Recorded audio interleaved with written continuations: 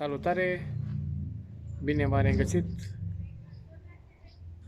Doamna este noua mea prietenă sau noul meu ghid.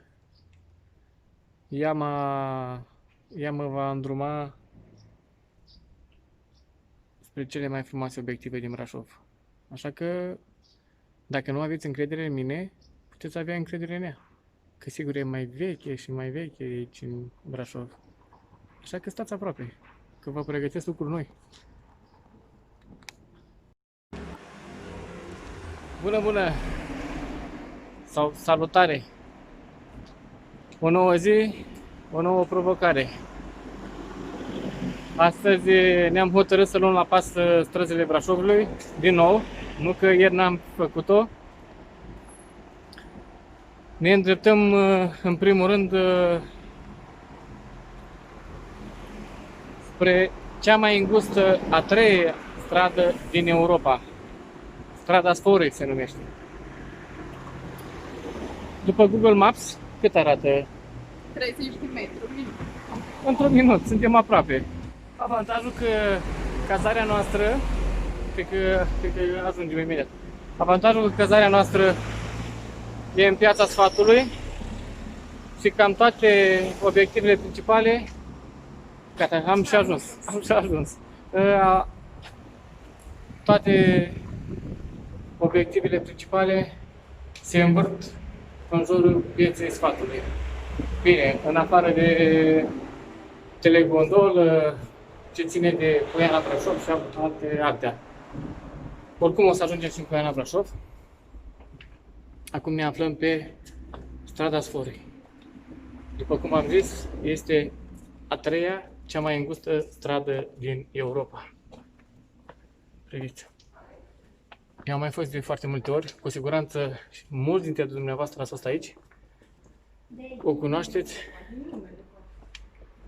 V-ați fotografiat pe această stradă? Iar care n-ați făcut-o, sunteți invitați. Vă recomand cu drag. Ne apropiem de Tâmpa. Dumneavoastră nu vedeți, eu o văd în față. Așa că e îngustă, e cam lunguță. Mă așteptam să fie mai scurtă, dar e lunguță. Chiar dacă am fost de multe ori, nu mi-o imaginam chiar așa lungă.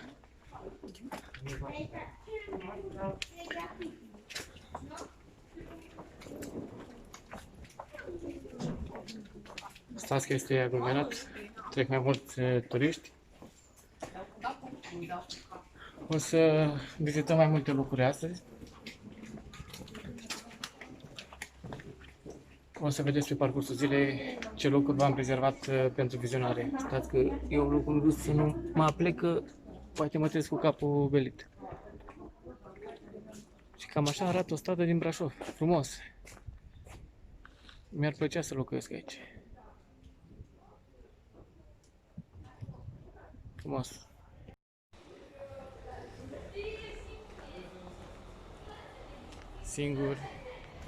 Singur, atât de singur.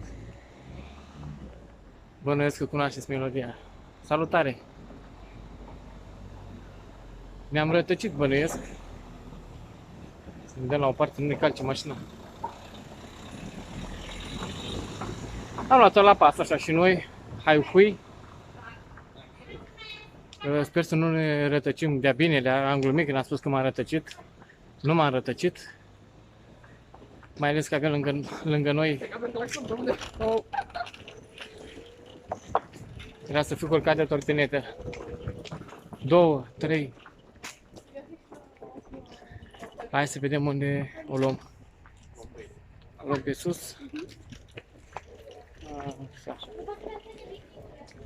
Haide pe sus.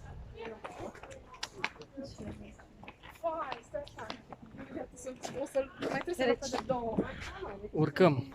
Iarăși urcăm. Haideți să vă arăt și grafite.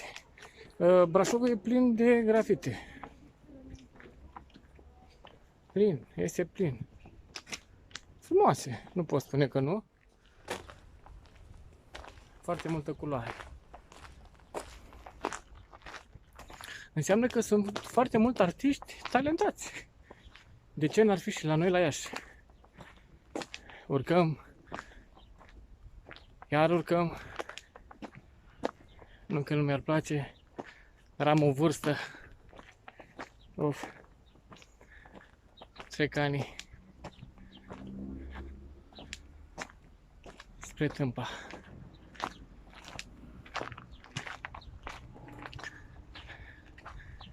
De câte știu, pe dreapta se află un teren de atletism. Nu știu dacă pot să vi-l arăt.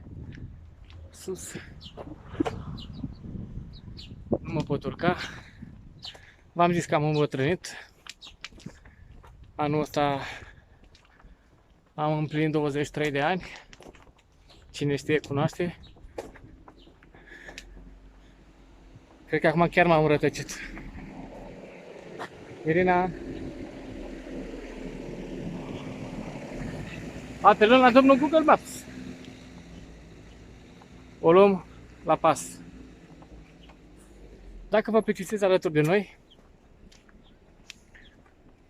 puteți urmări celelalte videoclipuri pe care le-am pregătit pentru voi.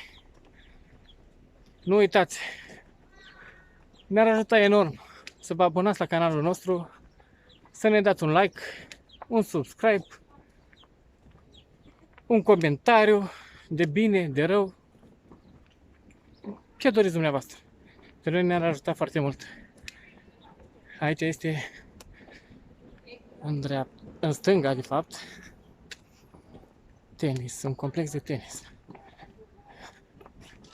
Sunt niște tineri acolo, dar conform politicii YouTube-ului, n-am să-i filmez pentru că n-aș vrea să fiu pedepsit. Și nici n-am început bine cu YouTube-ul și n-aș vrea să fiu pedepsit. Urcăm de ceva timp.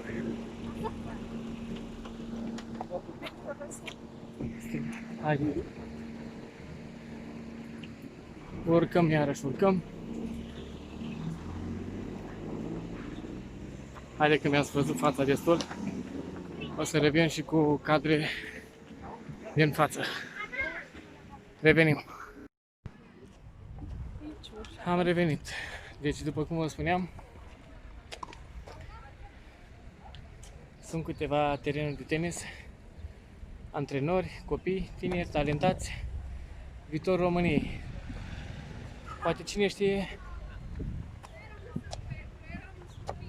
noua Simona Halep va veni de aici la noi, de la Brașov. Era să zic Cluj, dar suntem la Brașov. Haideți să vă arăt cadre noi. Brașovul sus. Sunt câțiva nori.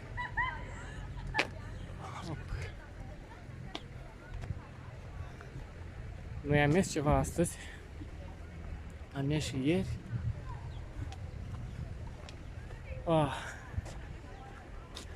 Sper să nu vă plictisim. Pentru noi e o relaxare. Sper ca și pentru voi. La fel.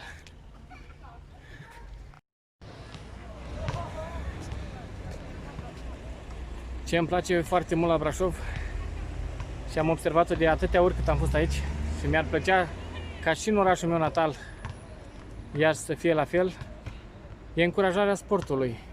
După cum vedeți, foarte mulți tineri, chiar dacă este școală, chiar dacă e spațiu privat, sunt lăsați să facă sport. Din câte știu eu, și pe vremea mea, întâmpinam foarte multe probleme când trebuia să intru la școală, trebuia să cer voie portarului, să-mi dea voie să mă joc puțin cu mingea. Apreciez un big like pentru cei din Brașov, pentru că încurajează sportul. Tinerii trebuie să crească frumos. Bravo Brașov, îmi place, Occidentul este aproape, de fiecare dată când vin la voi. Suntem lângă colegiul Andrei Saguna. Sincer, nu am auzit de Andrei Saguna, dar v-am zis, apreciez foarte mult că sunt foarte mulți tineri lăsați să-și facă siesta de seară, să facă sport, să crească frumos. Fete, băieți, la oaltă, frumos. poți să te plimbi în foarte multe orașe din țară, dar nu vezi așa ceva.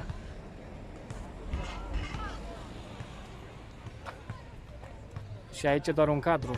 În depărtare mai sunt câțiva tineri, mai este un grup de tineri care cred că fac echipe de ceva.